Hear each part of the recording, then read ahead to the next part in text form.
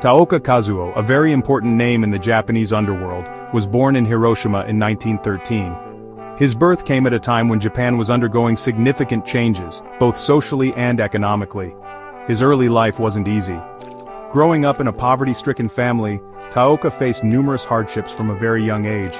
We don't know a lot about it because information about the early years of famous Yakuza members is hard to find. However, the little we do know paints a picture of a challenging childhood. But we know that growing up in a tough time in Japan, with a struggling economy and the military gaining power, shaped his ideas about the world. The political and social turmoil of the era left a lasting impact on him. These early experiences made him very ambitious and determined to succeed no matter what. He developed a resilience that would serve him well in the years to come. This ambition, along with his natural charm and smart thinking, would take Taoka to the top of Japan's criminal world. His ability to navigate complex social dynamics was unparalleled.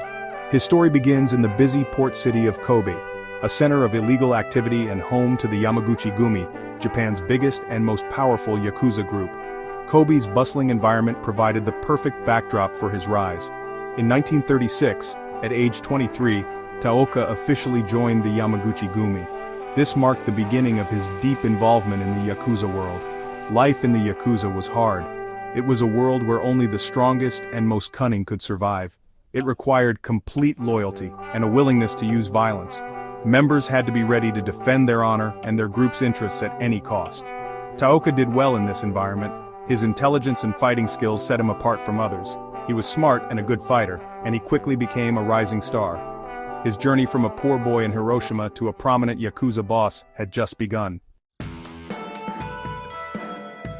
The Yamaguchi-gumi, with its strong traditions, had a strict system of ranking deeply rooted in the values of loyalty and respect.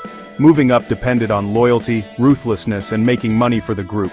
Each member had to prove their worth through actions, not just words. Taoka was great at all three. His determination and strategic mind set him apart from others. He respected tradition, worked hard, and earned the trust of his bosses. His dedication to the Yakuza's code was unwavering, but he was also practical, understanding the need for adaptability in a rapidly changing world. He knew the Yakuza had to change with the times. The post-war era brought new challenges and opportunities. His ability to mix traditional Yakuza values with a modern business approach got the attention of the group's leaders. Taoka rose quickly, impressing everyone with his innovative ideas.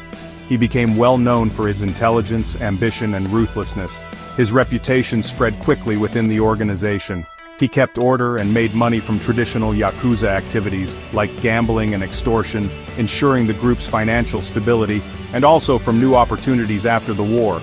The post-war economic boom provided fertile ground for new ventures. This made him very important to the group. His influence grew as he continued to innovate and lead. By the end of World War II, Taoka was a high-ranking member of the Yamaguchi-gumi, ready to make his mark on the organization and the Japanese underworld. His rise was meteoric. His strategic vision and leadership skills would soon be tested as the Yamaguchi-gumi navigated the chaotic landscape of post-war Japan. The future held both promise and peril. After World War II, Japan was in ruins. The country was occupied and people were struggling. In this chaos, organized crime grew. The Yakuza, with their networks and willingness to work in secret, were in a good position to take advantage of the situation. In 1946, at 33, Taoka became the third Kumicho, or supreme leader, of the Yamaguchi-gumi. This showed how quickly he had risen, and how much the senior members trusted him to lead during a time of big change. Taoka's leadership changed the Yamaguchi-gumi. He knew the old ways of localized extortion and violence wouldn't work in a modernizing Japan. He wanted a more sophisticated and powerful organization, one that used money and political connections, not just force. Taoka's vision was ambitious, and it wouldn't be easy. Japan was being watched by the occupying forces and the authorities were cracking down on organized crime. Taoka needed to be clever, calculating, and ruthless to succeed. Taoka Kazuo knew the Yamaguchi-gumi needed to change to succeed in post-war Japan. He saw the economic potential of rebuilding the country and wanted the organization to benefit. Under his leadership, the Yamaguchi-gumi grew quickly and tried new things, moving beyond traditional rackets. Taoka did two things. He kept the Yamaguchi-gumi involved in traditional activities like gambling and extortion because they were still profitable. But he also pushed into legitimate businesses, seeing them as a way to make money and look more respectable. The Yamaguchi-gumi invested in real estate, construction and entertainment, using their influence and illegally gained money to get good deals. Taoka was a good businessman and understood the Japanese economy. He made alliances with businesses, politicians and even people in the government, blurring the lines between the underworld and the legitimate world. The Yamaguchi-gumi's quick growth under Taoka got attention. The government worried about their increasing power and influence in businesses and politics. In the 1960s and 70s, the government tried to stop the Yakuza, including the Yamaguchi-gumi. They made stricter laws, watched the Yakuza more closely, and raided their businesses. These crackdowns caused problems, but they didn't stop the Yamaguchi-gumi. Taoka, always thinking ahead, had expected this.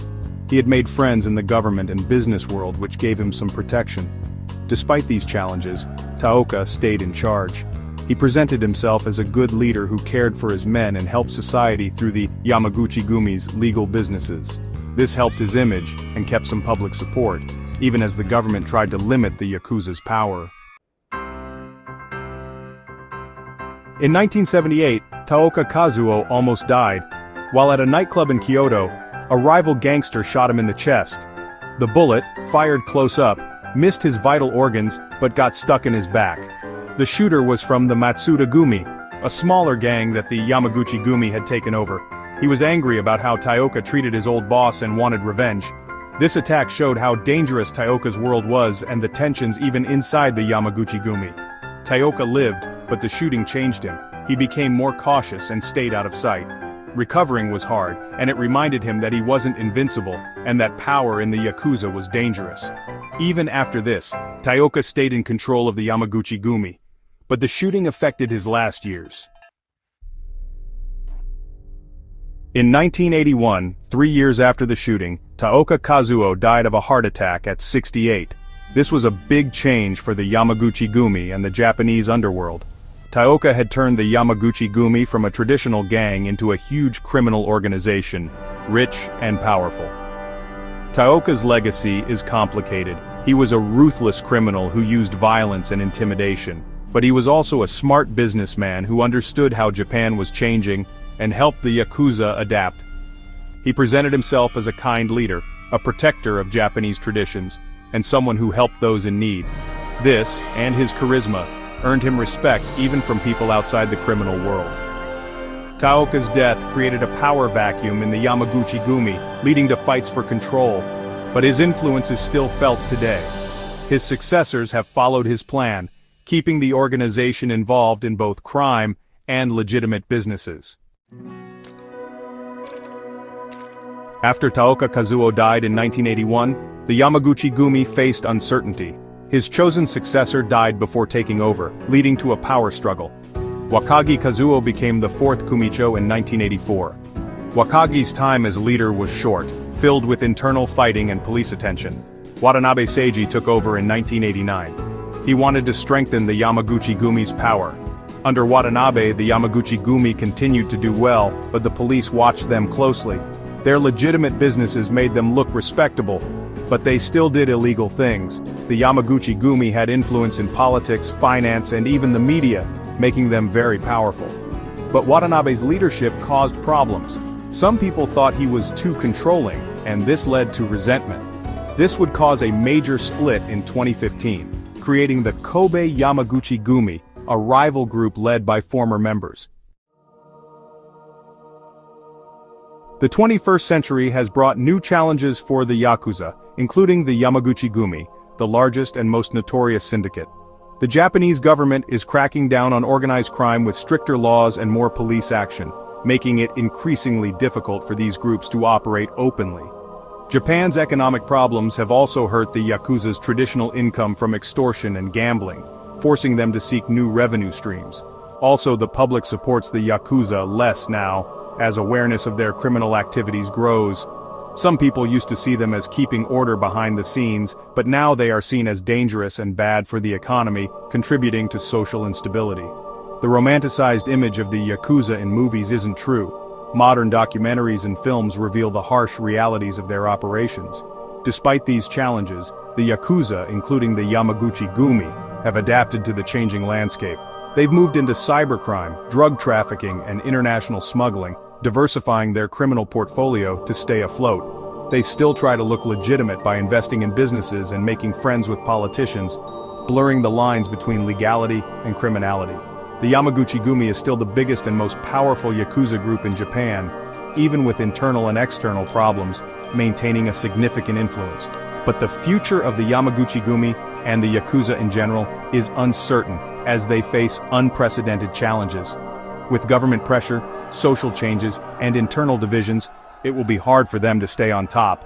The Yakuza's ability to adapt will be crucial for their survival in this new era. Du meine Arbeit für richtig hältst, ob du glaubst, dass ich fleißig gewesen bin, dass ich gearbeitet habe, dass ich mich in diesen Jahren für dich eingesetzt habe, dass ich anständig meine Zeit verwendet habe im Dienste